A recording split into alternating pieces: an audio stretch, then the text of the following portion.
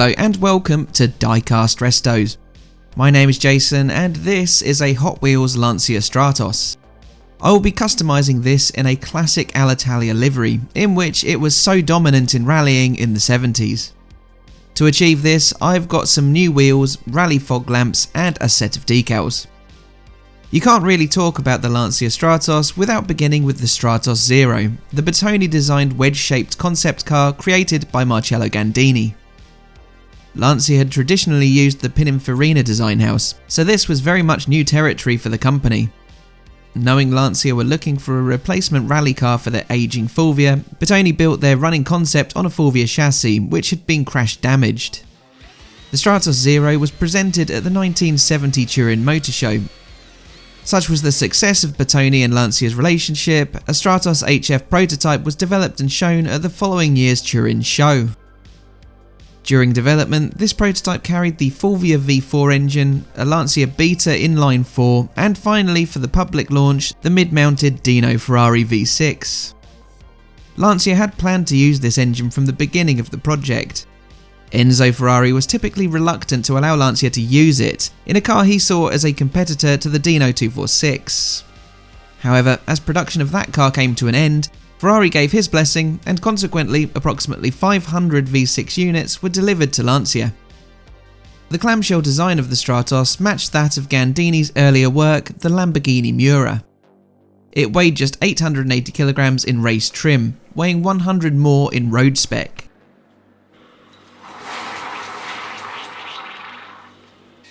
Bertone themselves manufactured the Stratos in Turin, with Lancia providing the final assembly.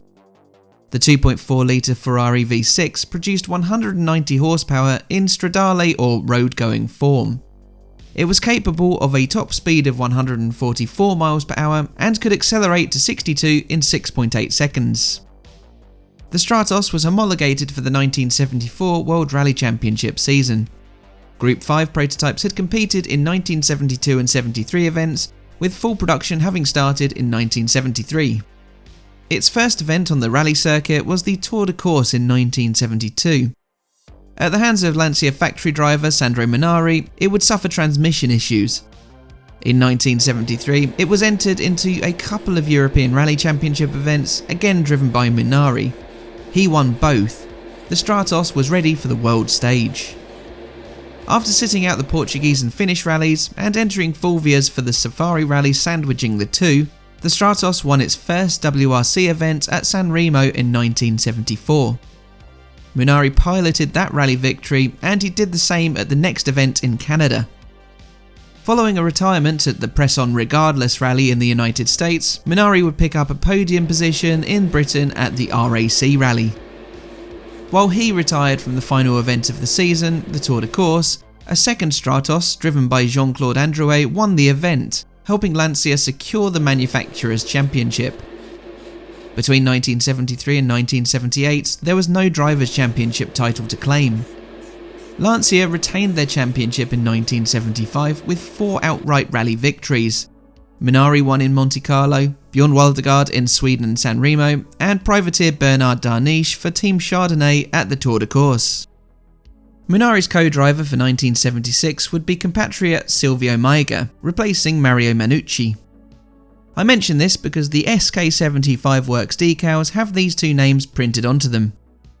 This meant that those decals are based on a 76 livery or a 1977 Monte Carlo car, as those were the only rallies both competed in the Stratos.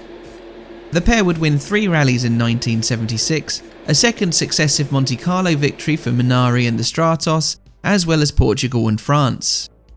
Podiums were collected in Morocco and Italy.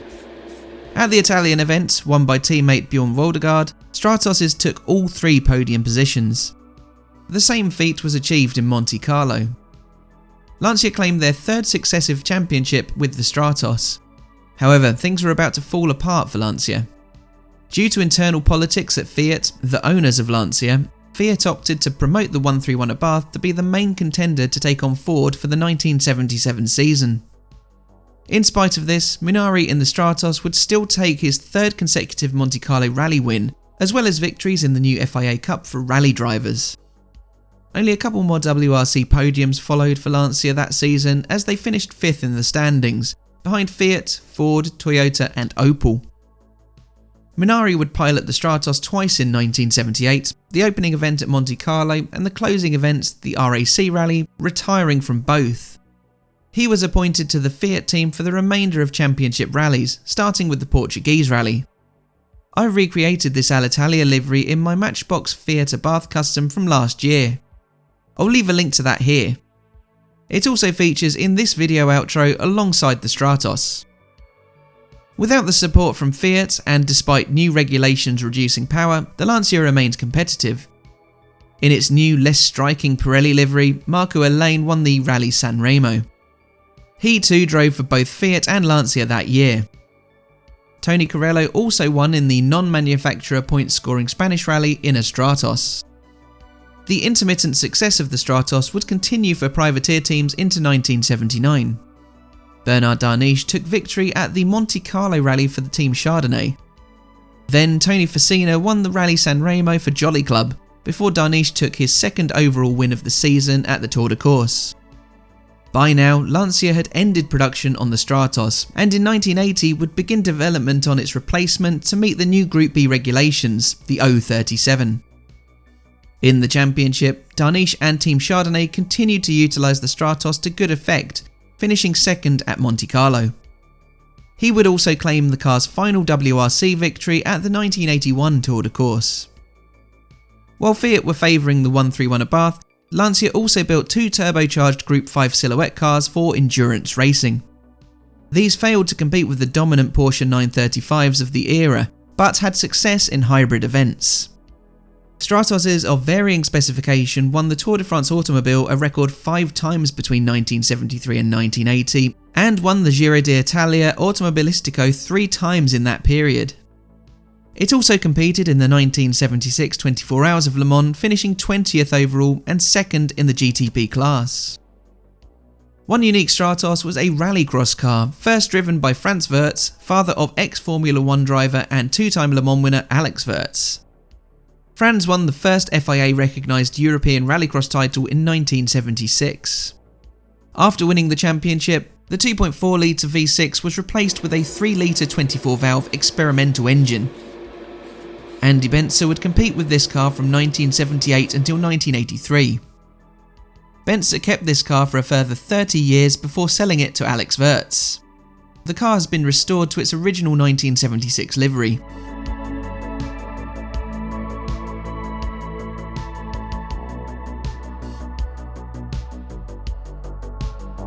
Now with my model, I'm having to reassemble it before applying the final decals, since they stretch out over the roof, over the rear louvres and onto the rear winglet.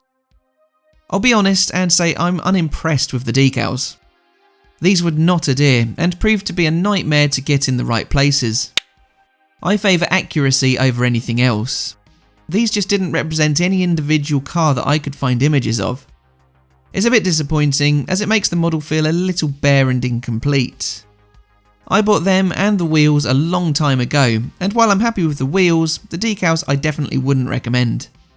It's a shame really, as I don't like putting other creators down, but these are simply my honest opinions on a product that I paid for. I couldn't give you a dishonest review and then someone goes and buys a product that is lacking in quality. Either way, I've tried to make do with them and make it my own, as I apply the finishing touches.